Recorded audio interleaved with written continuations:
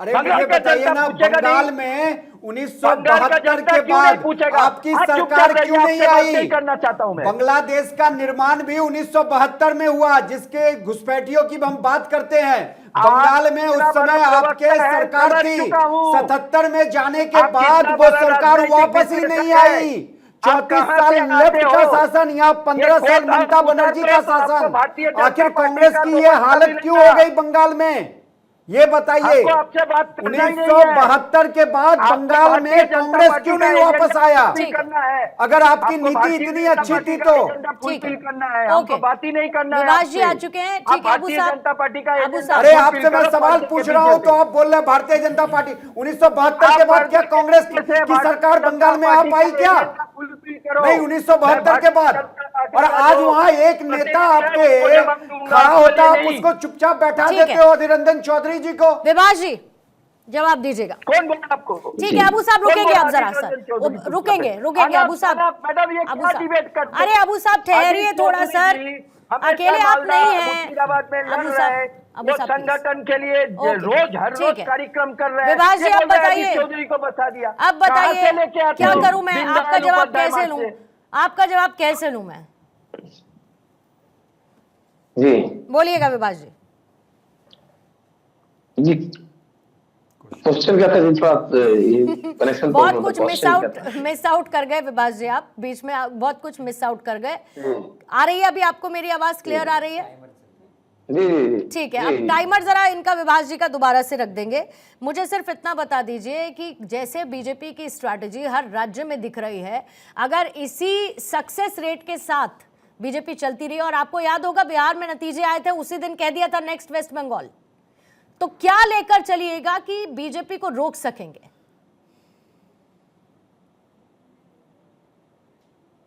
ये पिछले 3 बार से यही बोल रहे हैं।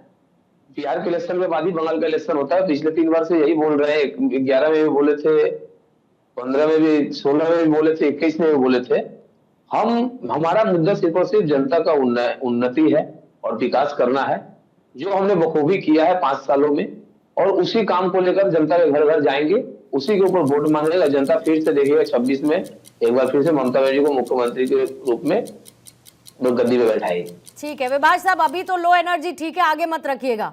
अब चुनावों में हाई एनर्जी की बड़ी सख्त जरूरत पड़ेगी, तो हाई एनर्जी सर बरकरार रखिए, अच्छा लगेगा। चुनाव भी बड़े दिलचस्प होंगे। बिलाल खान साहब, आपसे आंकड़े नहीं पूछूंगी मैं, पहले तो मैं आंकड़ों पर ही आपसे बात करने लगी थी, अब मैं आंकड़े आपसे नहीं पूछूंगी। आप अपना एनालिसिस मुझे लगा कि आप लोकसभा की बात कर रहे हैं, इसलिए मैंने कैसे लग गया आपको? आप कैसे लग गया? मैंने पूछा कि मैंने क्लियर पूछा कि बंगाल में किसका पलड़ा आप भारी देख रहे हैं? आपने कहा मैं टीएमसी कांग्रेस का देख रहा हूं। मैंने पूछा 21 में कितना वोट परसेंटेज था? देखिए आपने एक ही पॉइंट पकड़ के उसको घुमाना शुरू कर दिया। अरे सर मैं नहीं घुमा रही, आप घूम गए। आप घूम गए, मैं नहीं घुमा रही, आप घूम गए। अगर आप घूमने लायक नहीं होंगे तो मैं घुमाऊंगी नहीं, याद रखिएगा। नहीं सही है, अब बोलिए, कोई दिक्कत नहीं। देखिए मैं ये बोलना चाहता हूँ, जिस तरीके से अभी मेरे भाई कह रहे थे कि हमारी सरकार इतना रही, कांग्रेस कब थी 10 साल 20 साल पहले, तो कांग्रेस ने तो 70 साल इस देश के अंदर शासन किया ना। वो भी आप बताइए कि इस देश के अंदर चाहे वो गरीबों की बात हो, मजदूर की बात हो, एजुकेशन की बात हो, हर मसले पे कांग्रेस ने भी काम किया है। और टीएमसी की मैं बात करूं, टीएमसी को लगातार इन लोगों ने जिस तरीके से बात करी, घुसपैठियों को लेकर मुद्दा उठाया, वह बांग्लादेशियों का मुद्दा उठाया, वो नहीं चल पाया पिछले इलेक्शन में, दोबारा भी ये लेकर आ रहे हैं। लेकिन मैं ये बात कर रहा हूँ कि रोजगार की बात क्यों नहीं करते आप, एजुकेशन की बात क्यों नहीं करते, महिला सुरक्षा की बात क्यों नहीं करती? देश के जो असल मुद्दे हैं जिन पर वादा करके भारतीय जनता पार्टी लगातार देश के अंदर सरकार बनाने का काम कर रही है, उस पर तो कोई नहीं बात करते। आप बात करते हैं 400 पार पहुंचेंगे, 240 पटक जाते हैं। तो जनता तो आपको दिखा रही है, चाहे वो उत्तर प्रदेश के अंदर आपने कहा कि हम लोग 70 पार करेंगे, 80 पार करेंगे, क्या हुआ? वहां भी आपको नजर आ गया।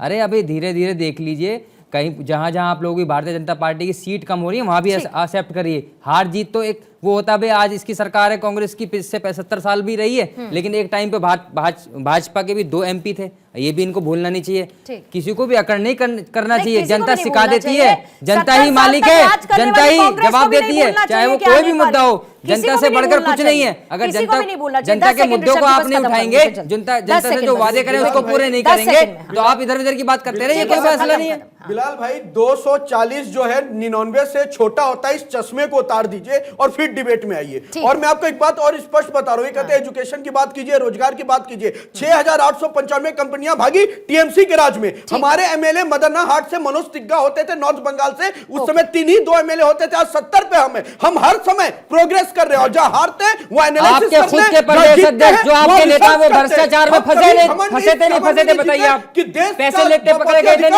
थे। कुछ देश के प्रधानमंत्री ने कहा ऐसे नेताओं को हम पार्टी में नहीं लेंगे, लेकिन लगातार चाहे वो जिस तरीके से आपने देखा होगा महाराष्ट्र के अंदर हर एक नेता को, अजीत पवार को आपने किस तरीके से बनाने का काम किया। सुरक्षा, भय, भ्रष्टाचार का मुद्दा अमित शाह ने उठा दिया है और जाहिर है कि बंगाल के चुनावों में सेंटर में नजर आएगा।